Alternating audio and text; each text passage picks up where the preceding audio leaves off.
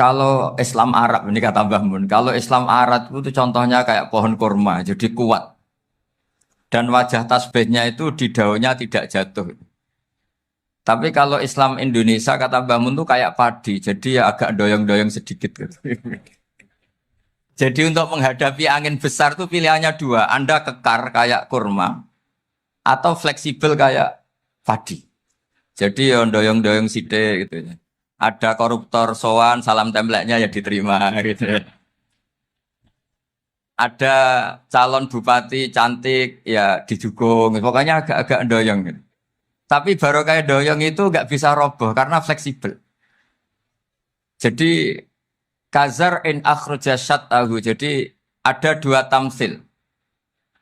Karena memang menghadapi orang fasik, orang dolim ini kita sebagai ulama itu ya kebingungan. Ini mungkin Ki Afif bisa bahul masail ini. Karena pertanyaannya gini, saya berkali-kali digojlok sama bapak saya. Berteman orang fasik hukumnya gimana? Pasti dijawab haram. Tapi kalau pertanyaannya dibalik, membina orang fasik hukumnya gimana? Baik. Dan bisa membina kalau berteman.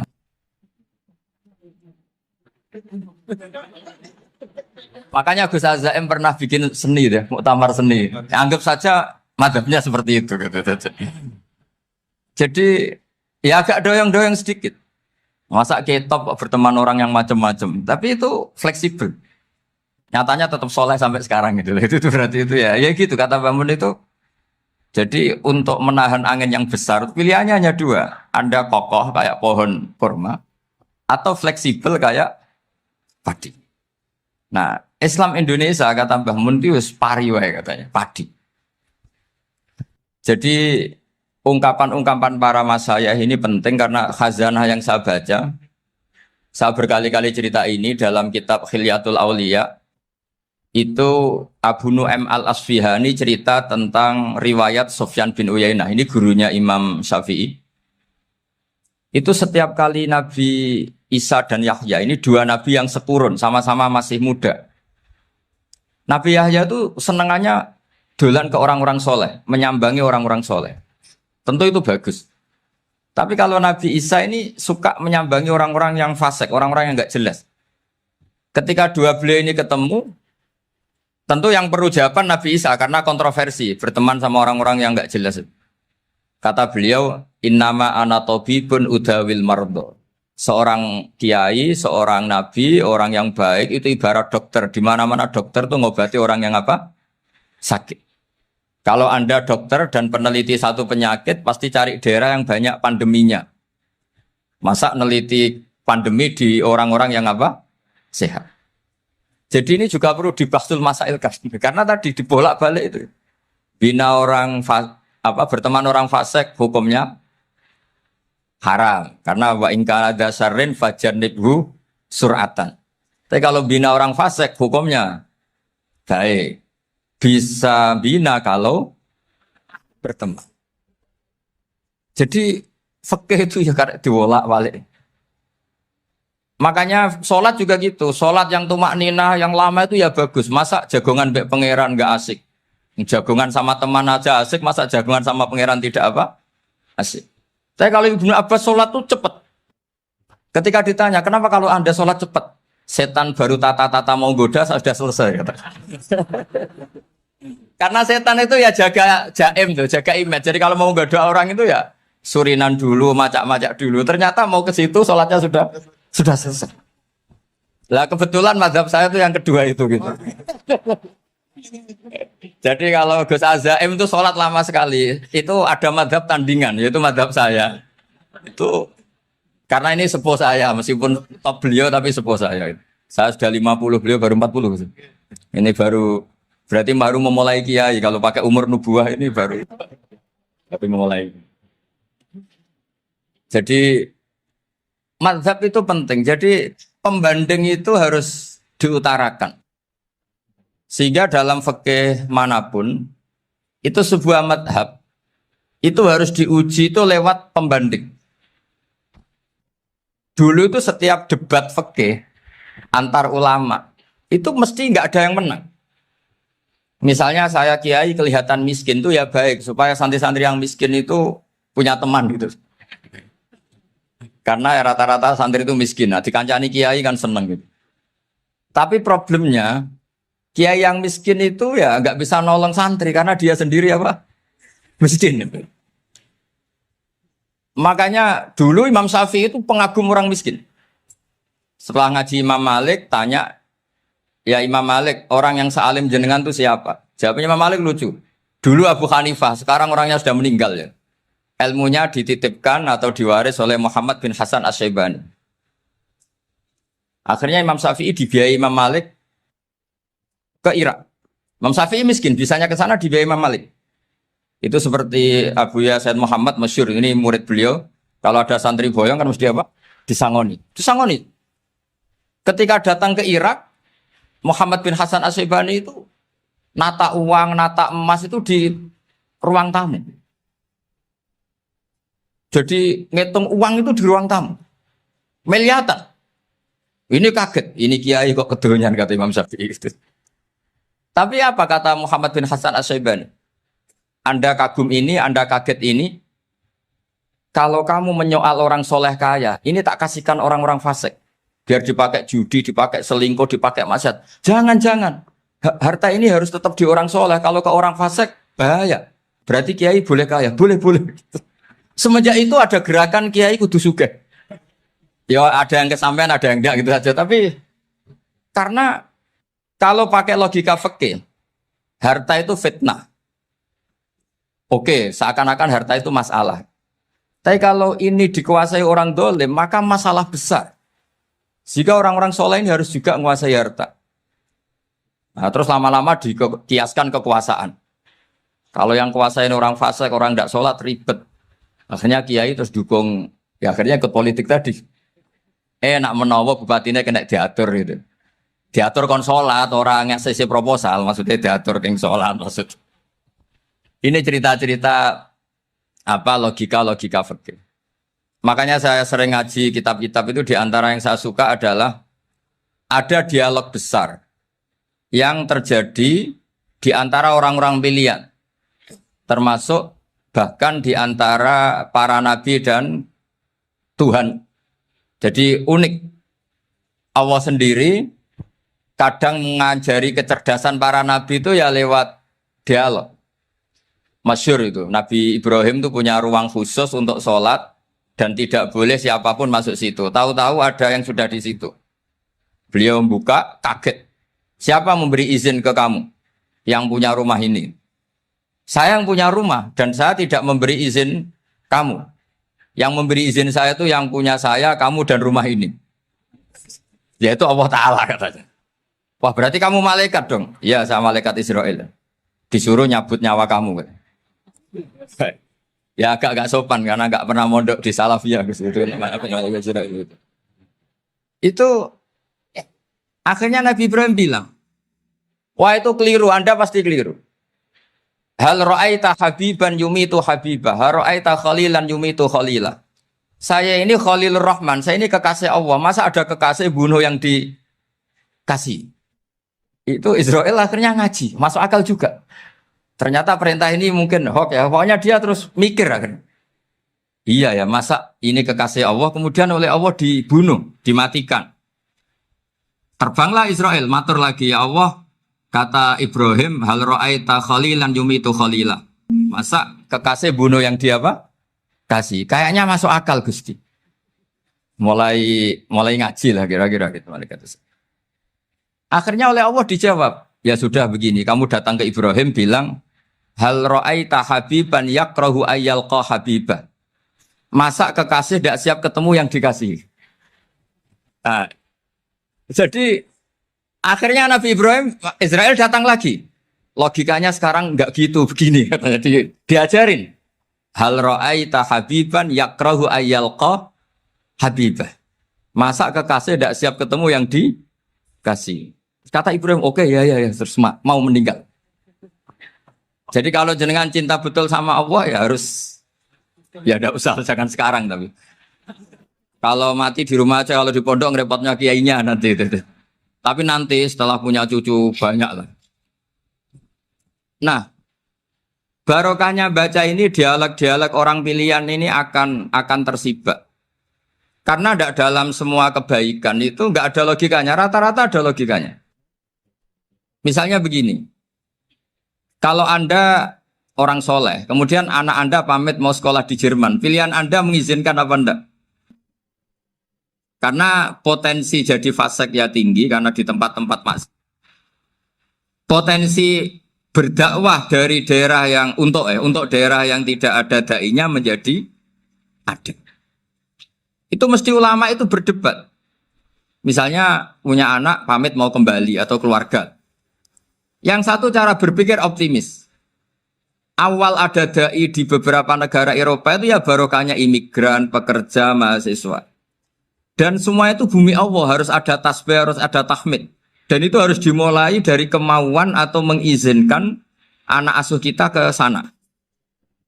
Tapi di sisi yang lain potensi jadi fasik itu tinggi sekali. Momennya iman pas-pasan. Nah hal-hal seperti ini itu pasti jadi perdebatan. Dan kita harus menjawab.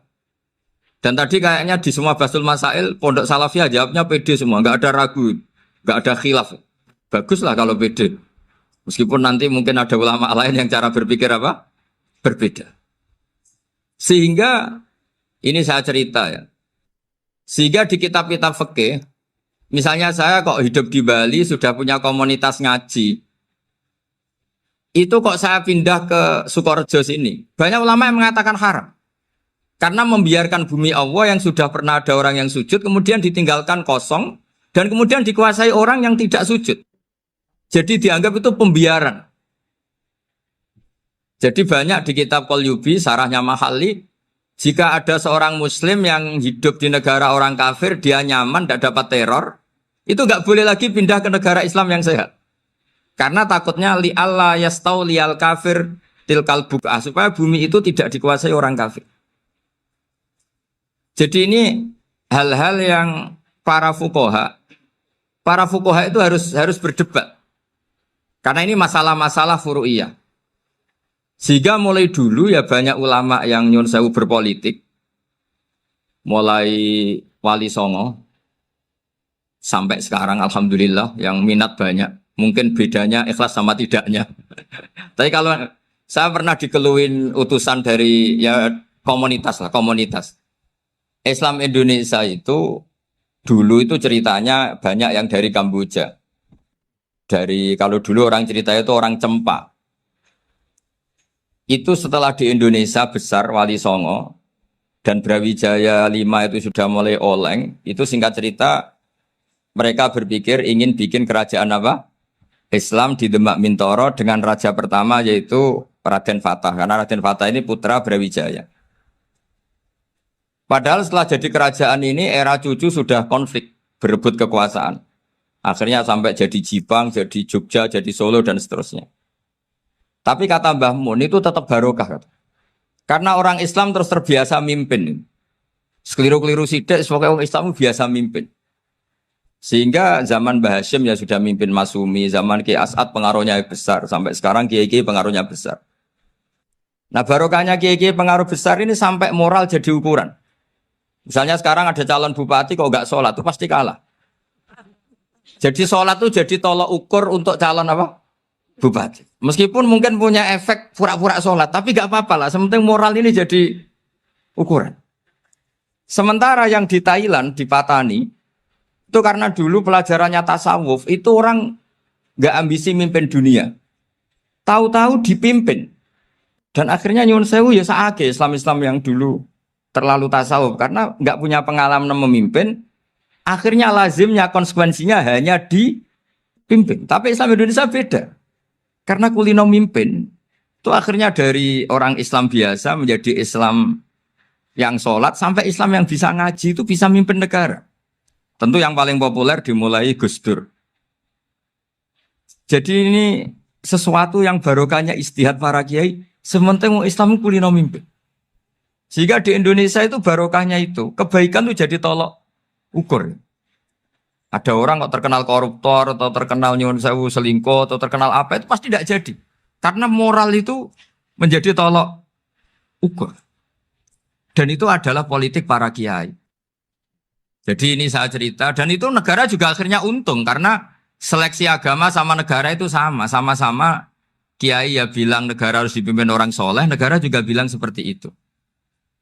Nah, ketokohan-ketokohan para beliau-beliau ini yang mau lah bekerja sama dengan Umarok. Kita tahu dulu Pak Harto ya rawuh ke sini ketika Muktamar 84, rawuh ke Ki As'ad, ketika mau kembali ke Khittah juga dirembuk oleh ulama dan Umarok. Dan akhirnya ini menjadi negara yang alhamdulillah semoga selalu menuju baldatun thayyibatu wa rabbun ghafur. Nah, kemudian di sini saya tabarruk dengan Said Muhammad, gurunya Kiai Haji Azaim. Saya mau cerita tentang amaliyah tadi. Saya sebetulnya nggak niat bacakan bab itu, gara-gara ada khataman jumlahnya banyak, saya jadi pusing. Ini panitianya tanya, khatam betul apa enggak? Iya, Gus, khatam betul. Tapi kayaknya saya tidak yakin itu. Karena saya ini kan dari pondok tahfidz itu. Biasanya anak khataman itu ya rodok bodoni itu. Wes dibaca buanter sing nyemak ya mau ndelok pojok tok. Mergo kebanteren. Nah, akhirnya lafat-lafat yang di tengah itu enggak di apa? Baca. Tapi ya semoga dimaafkan Allah lah. Yang jelas itu enggak. Tapi saya mau cerita ya. Jadi cara berpikir Said Muhammad ini nanti juga saya teruskan di Ma'had Ali. Ini saya baca ya. Di antara yang diyakini madhab Malikiyah, ini saya baca saja teksnya. Jadi ada riwayat namanya kalau Said Muhammad bahasakan itu Ataqoh Somadiyah. Kalau di Indonesia kadang orang bilang Al-Ataqoh Al-Kubro, yaitu dengan membaca surat Ikhlas. Di sini jumlahnya hanya 100 kali, Qila 1000 kali. Tadi berapa teman? 700 juta. 700 juta ini sudah susuk banyak ini. Di sini hanya 40, riwayat lagi 100, 1000. Terus sampai tadi berapa? 800 juta. Wah, ini sudah susuk ini. Itu anak cucu sampean pasti masuk surga itu kalau gitu. Ini saya baca, ini kitabnya Said Muhammad ini. Suratul Ikhlasi wal Itqu minan nar. Akhrajat Tabraniyu fil Kabir an Fairuz ad-Dailami wa wa Ibnu Ukhtin Najasi. Waqat khadaman Nabiyya sallallahu alaihi wasallam. Orang ini jadi khadimnya Nabi. Qala Rasulullah sallallahu alaihi wasallam, "Man qara'a qul huwallahu ahad mi'ata marratin fi shalat ghairiha katabahu lahu bara'atan minan nar." Ini hanya berapa ini? Mi'ata marrah.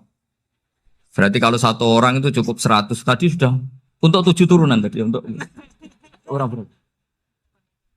Ya, untuk 7 turunan cukup ya? Untuk 7 turunan. Ya sudah, susuk ini. Duh, ribet ini. Nah, ini tak cari pembenarannya, ini supaya keren. Ini di halaman 188 Abwabul Farad. Warwa Ibrahim bin Muhammad al-Khiyari fi fawaitihi an Khudzaifa marfu'an. Man qara'a qul huwallahu ahad alfa marratin faqad ishtara nafsahu minallah. Berarti 100, ada riwayat lagi 1000. Nanti tak carikan lagi yang berapa? 1 miliar. Jangan banyak-banyak. Nah, ini saya baca ya. Wa hadzal adatu huwa al-ma'rufu bi ataqatis somadiyah. Wa qad nassa jama'atun min mutaakhiril malikiyah ala istihbabi ataqatis somadiyah. Wa haddu ala qiraatiha wa istimaliha. Minhum Asy-Syaikh Abdus Salam Al-Asmar sak terus ini. Jadi kullu haula'i istahabbu ataqatas somadiyah ma'atirafi ba'dihim kal misnawi bisyidati du'fi hadisiha. I'timadan ala anna hadha minal fadha'il allati yutasahalu fiha. Faman sa'a yasta'milaha roja'a khusula ma fiha fala ba'sa bidzalik. Ala syarti alla ya'taqida thubuta dzalika anin nabi sallallahu alaihi wasallam hatta la yaqa'a fil kitsbi alaihi. Jadi intinya itu silahkan Anda bikin jumlah sesuai versi Anda. Yang penting Anda jangan kampanye kalau itu perintah Kanjeng Nabi Muhammad sallallahu alaihi wasallam. Karena kalau kamu atasnamakan Nabi kemudian jumlahnya sampai 800 berapa? 800 juta, berarti Nabi mengajarkan masyakoh pada umatnya. Jadi cukup yang riwayat itu di sini hanya 100 sama 1000. Jadi kalau jumlah tadi untuk 7 apa? Turunan. Jadi kamu harus ditutup dengan doa, ya Allah, semua itu bukan untuk saya tapi untuk 7 turunan. Tolong catat ya Allah. Karena Jadi artinya gini loh ya, orang Indonesia yang sering mempraktekkan atakosomadiyah itu bukan tanpa dalil. Ternyata dalam mazhab Maliki, saya masih ingat ketika mbah saya kandung, bapaknya bapak, asmane Mbah Nur Syam, itu wasiatnya minta dibacakan 4.000. Yang baca pas itu ya bapak sama anak-anaknya. Dan kemudian alhamdulillah zaman akhir itu mulai agak ngawur. Kalau ada acara itu wong liya kon maca anake mlebu metu gak melok maca. Itu keliru, saya jamin itu keliru. Saya sering kalau mimpin di rumah, kalau yasinan di tonggo-tonggo kok anaknya gak maca saya keluar. Bapakmu wong liya kon maca kata saya gitu. Jadi itu menurut saya itu yang jelas saya sampai ngisi begini. Yang ada riwayatnya itu idza mata ibnu adam min qata amaluhu illa min salasin shadaqatin jariyah au ilmin yuntafa'u bi awaladin sholihin yatullah. Itu tidak ada di hadis au kiyayin sholihin yatullah. Yang ada itu awaladin apa? Sholihin. Jadi anaknya harus ikut. Kalau tidak ada usaha kata. Akhirnya anaknya udah tinggi Gus nggih. Wah, akhirnya tak kei jagung paling akeh kula mendet sithik. Wong aku ora anake. Kadang-kadang enggak, orang lain baca buahnya, anaknya mau mlebu metu mau enggak no tamu mbek rokokan. Itu harus ditobatkan itu. Keliru itu. Karena nasnya bukan auqiyayin sholihin tapi awaladin sholihin. Ini bukan provokator, ini memang ya harus seperti itu. Nah, terus tentang tadi la ilaha illallah yang didawahkan Gus Azaim. La ilaha illallah itu penting sekali, cuma saya mohon itu dielmoni lah. Jadi dulu kalimat ini menjadi spesial karena dielmoni, karena dimulai dari fa'lam annahu la ilaha illallah. Terusannya ayat tuh wastaghfir li dzambika walil mu'minina wal mu'minat. Saya ulang lagi ya. Terusannya ayat tuh wastaghfir li dzambika walil mu'minina wal mu'minat. Makanya menurut mazhab Sadili, kamu disuruh baca la ilaha illallah dulu, jangan istighfar dulu. Saya ulang lagi ya. Dalam mazhab Sadiliyah itu la ilaha illallah dulu, nggak boleh istighfar dulu. Alasannya masuk akal. Orang yang kafir 70 tahun, itu sekali baca la ilaha illallah itu langsung yughfar lahu ma qad salaf. Sehingga la ilaha illallah sendiri sudah punya kekuatan supaya dosa kita diampuni. Qul lil ladzina kafaru iyantahu yughfar lahum ma qad salaf. Cara menghentikan kekafiran gimana? Dia melafadzkan la ilaha illallah.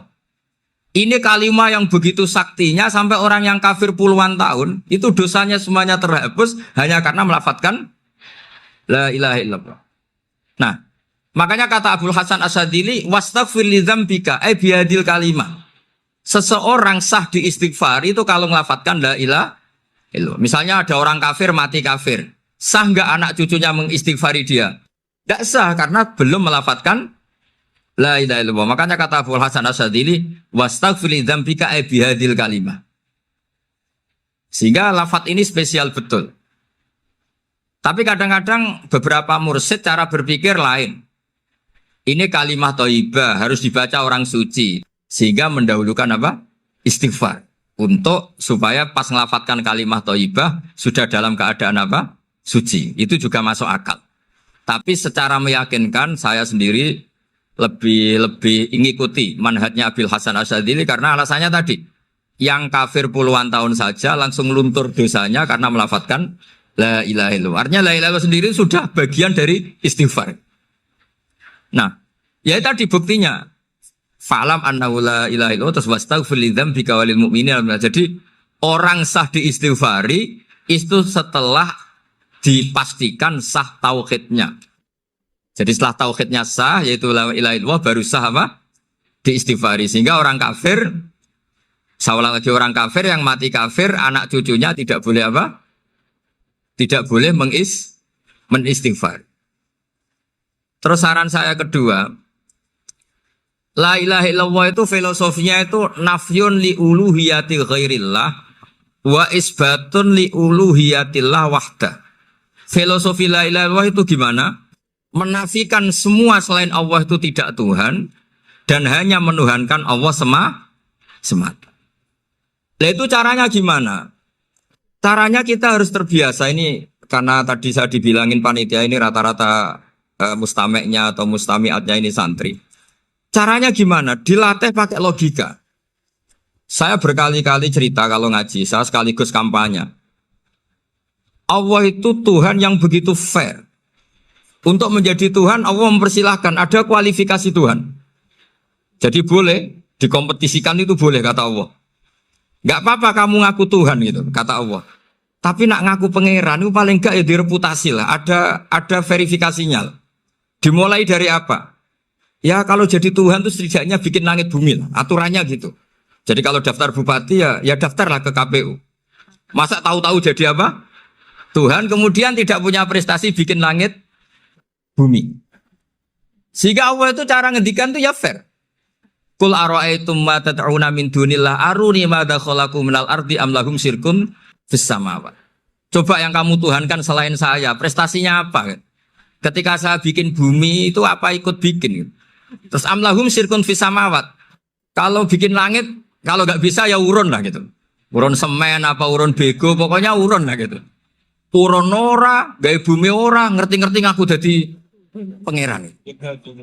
Kul hatu burhanakum. Jadi ya kan ya lucu kan, misalnya syarat kiai di Salafiyah kan keluarga Kiai As'ad, cucunya ngaji ngalim.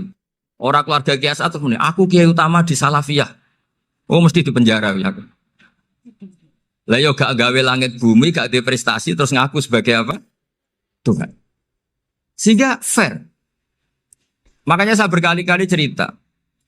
Jubair bin Mut'im itu punya anak namanya Muhammad. Ini sudah orang alim, Muhammad bin Jubair bin Mut'im. Itu cerita awala Islami Abihi.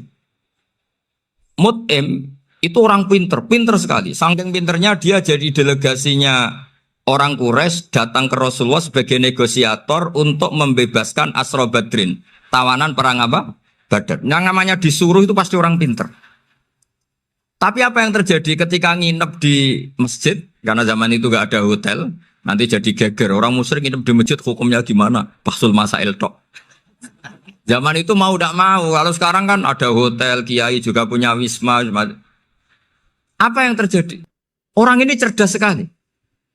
Dan delalah Nabi pas sholat maghrib itu baca wattur wa kitabim mastur sampai am khalaqus samawati wal ard.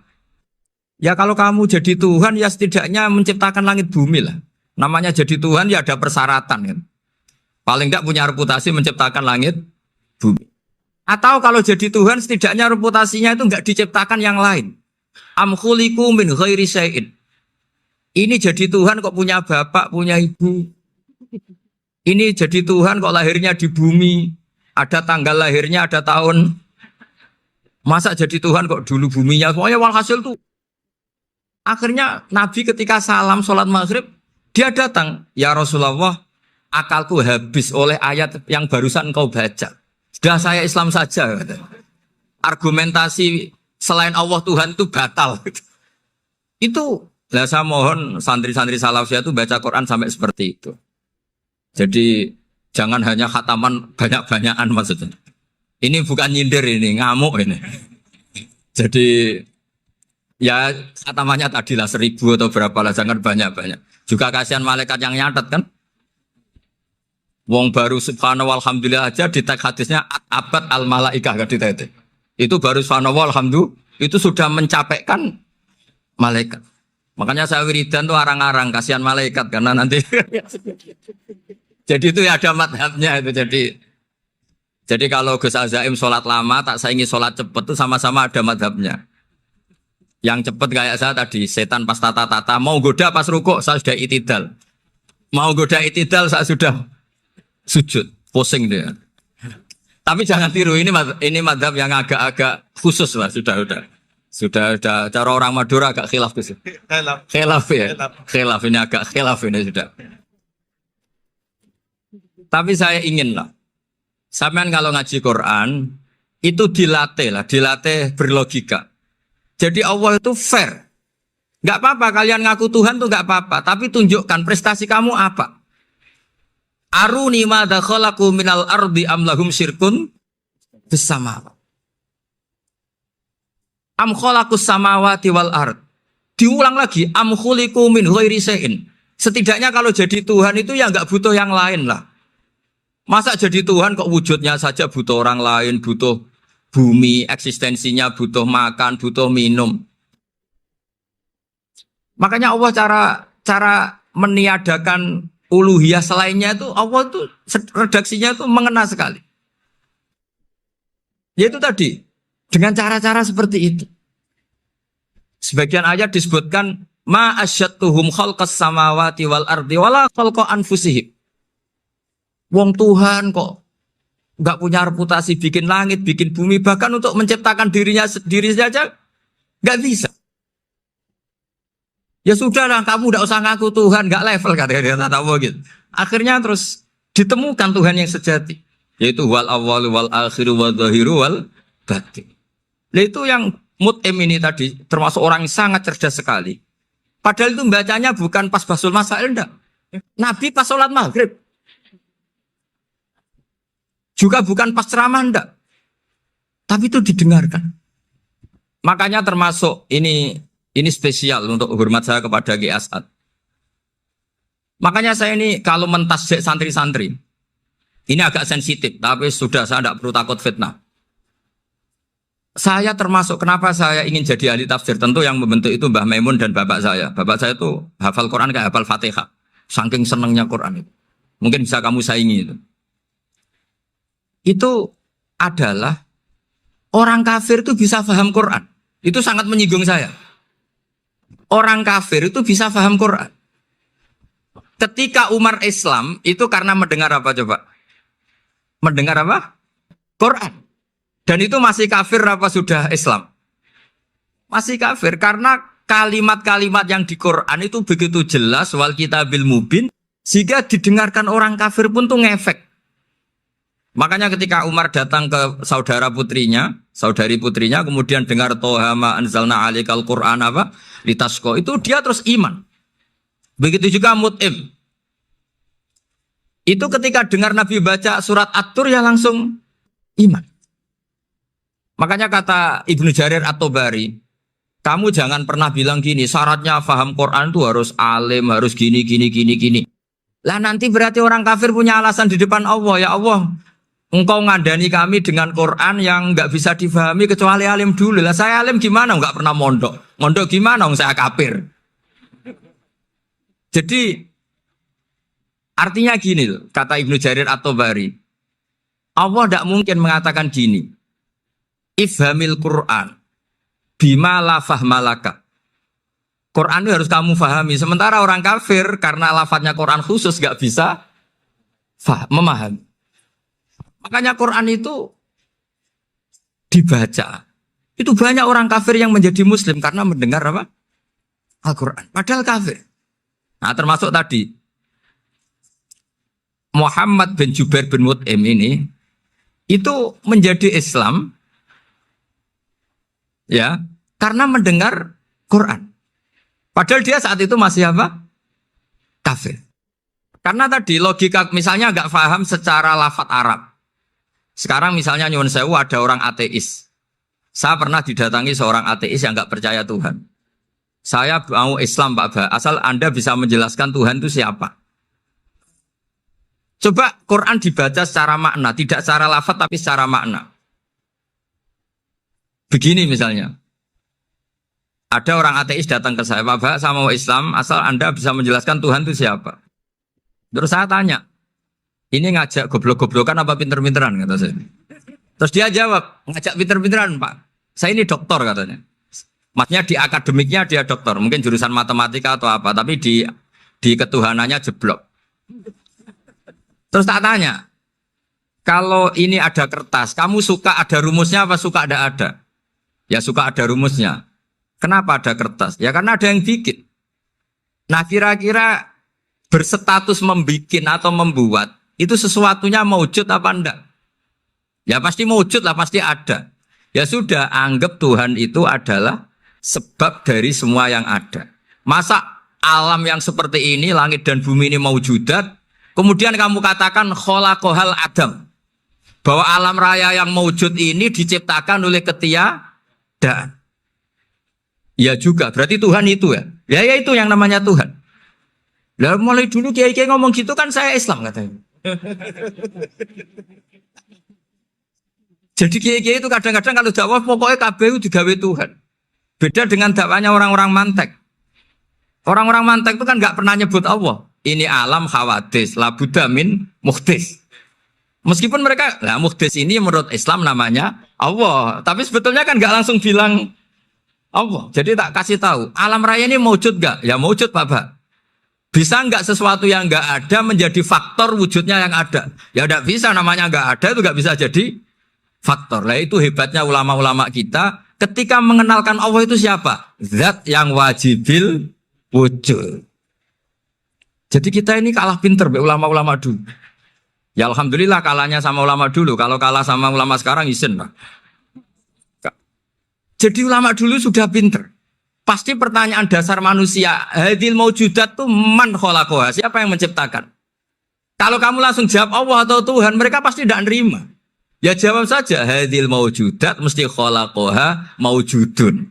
Nah berhubung maujud ini berstatus pencipta, harus super.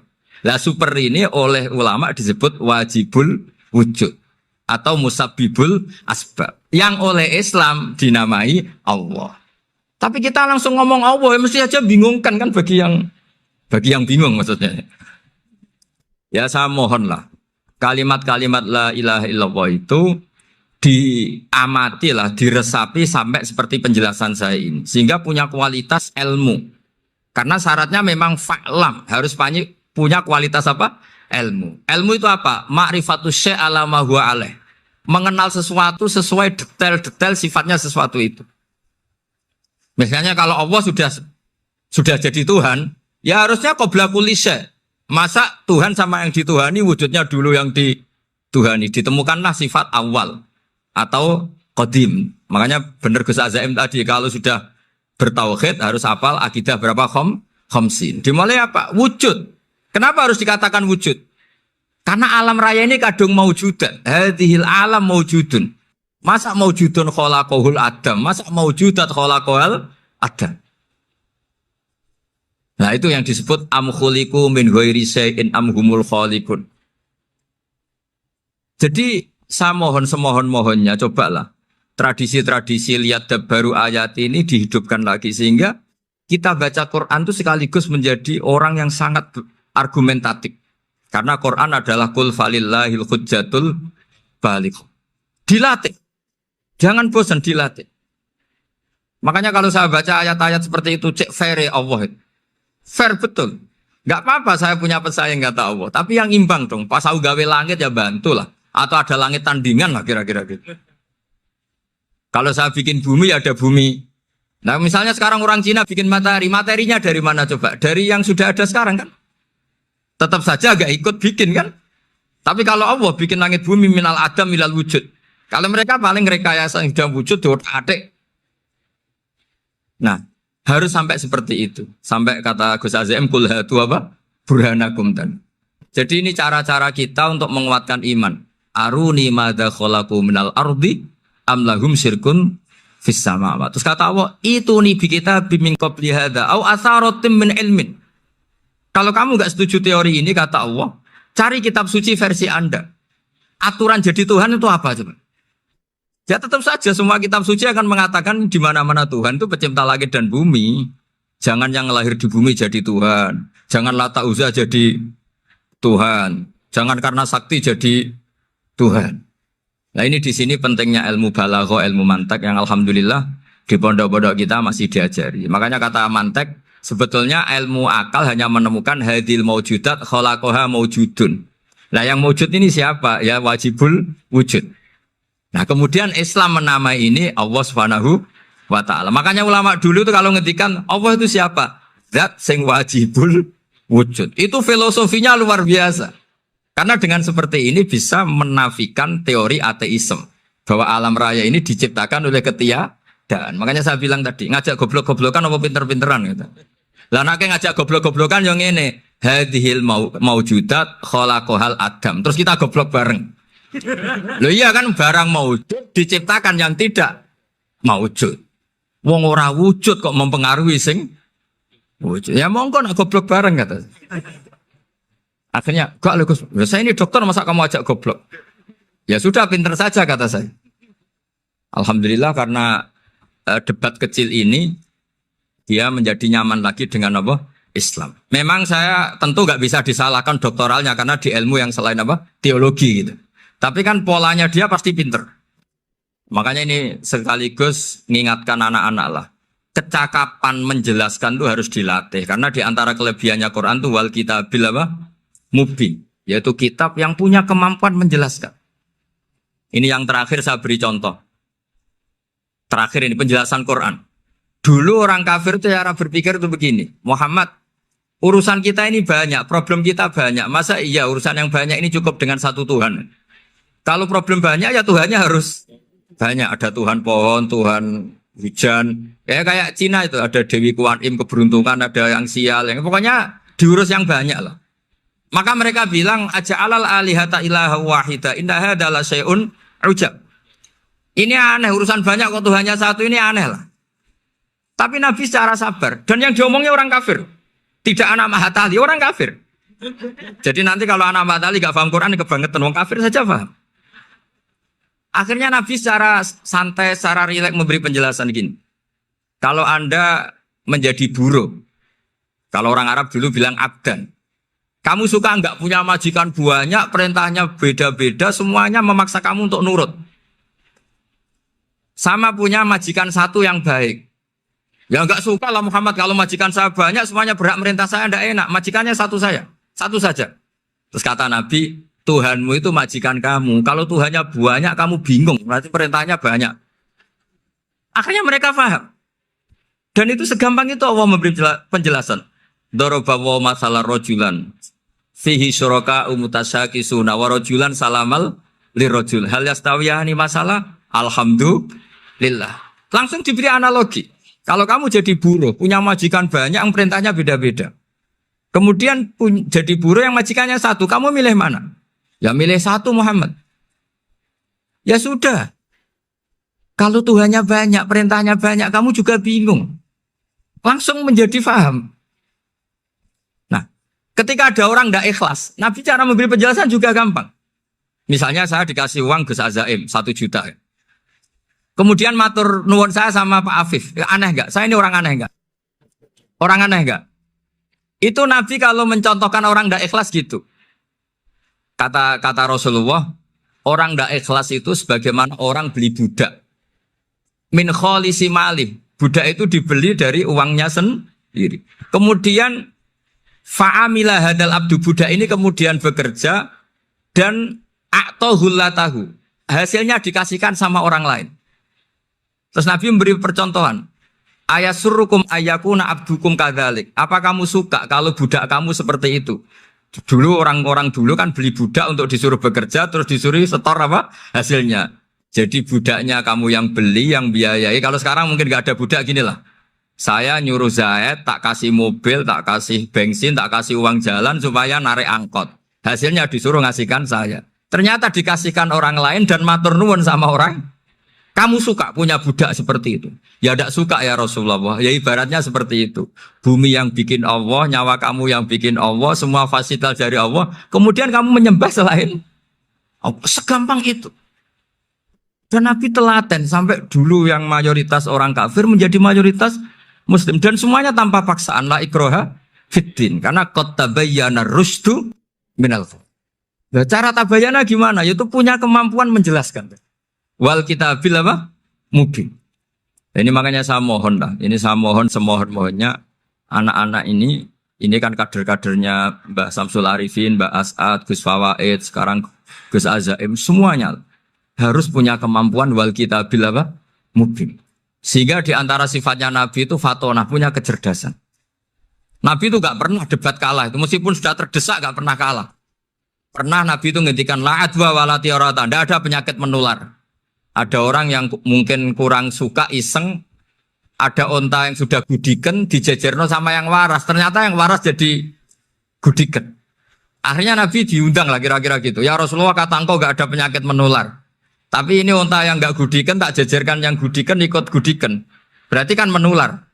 Nabi santai jawab. Faman jarrobal awal. Lalu yang pertama gudiken ketularan siapa katanya. Wah kalau ini asli Nabi ya sudah seperti itu. Jadi ngiranya dia menang karena yang gudikan pertama nulari yang kedua. Ternyata Nabi tanyanya lagi, faman jarrobal awala, yang gudikan yang pertama siapa? Oh ini asli ya maksud saya itu. Jadi Nabi itu gak pernah kalah. Karena Nabi punya apa? Fatona. Jadi saya mohon ya tadi makanya ini efeknya tuh khatamannya gak boleh banyak-banyak ya. Maksud saya kalau musim khataman ya gak apa-apa, khataman banyak-banyak. Tapi kalau gak musim khataman ya musim-musim tadabbur gitu. Tapi kalau ini musim khataman ya monggo lah. Cuma saya kok kasihan malaikatnya tadi itu. Ya, matur nuwun minta maaf. Assalamualaikum warahmatullahi wabarakatuh.